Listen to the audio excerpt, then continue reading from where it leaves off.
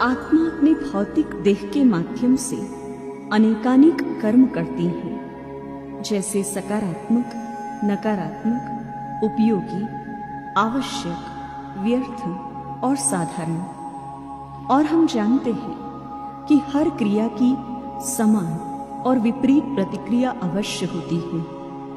तो आइए हम कर्मों की गुह्य गति अर्थात क्रिया और प्रतिक्रिया के आध्यात्मिक रहस्य पर विचार करें।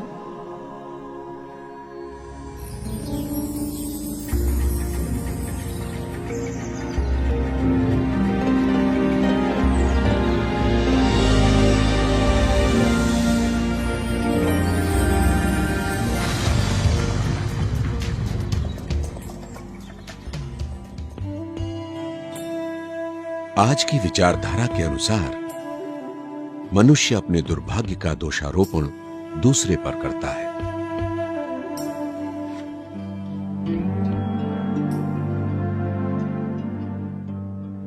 परंतु कर्म सिद्धांत अथवा कारण और प्रभाव के सिद्धांत के अनुसार यह बात स्पष्ट हो जाती है कि हमारे साथ घटने वाली अच्छी या बुरी घटनाओं का कारण क्या है,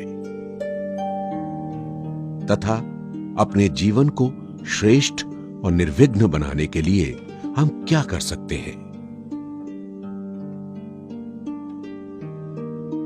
न्यूटन का तीसरा सिद्धांत यह कहता है कि हर क्रिया की समान और विपरीत प्रतिक्रिया होती है। क्राइस्ट ने भी यही कहा है कि हम जो बोते हैं वही काटते हैं।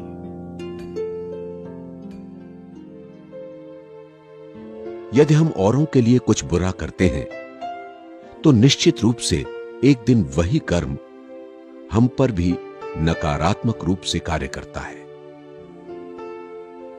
अच्छे कर्मों का परिणाम भी अच्छा ही होता है तथा बुरे का बुरा।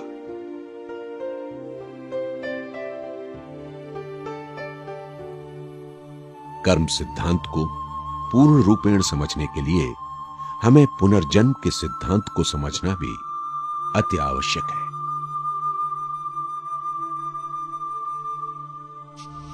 इस जन्म के अच्छे या बुरे कर्म निश्चित रूप से दूसरे जन्म में हमारे साथ जाते हैं। वास्तव में हमारे साथ जो कुछ भी हो रहा है वो हमारे ही अतीत के कर्मों का फल है।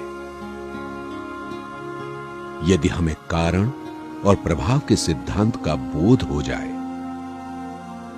तो हम अपने दुर्भाग्य के लिए किसी अन्य को दोषी नहीं ठहराएंगे, बल्कि खुशी से अपनी गलतियों को स्वीकार कर लेंगे।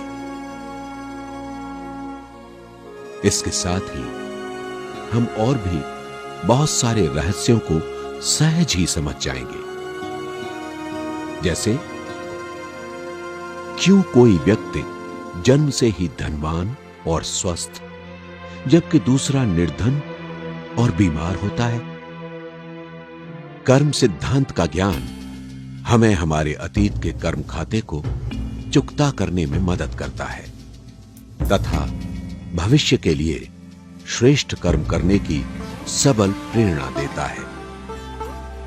अब हम जो भी करेंगे वही हमें भविष्य में प्राप्त होगा।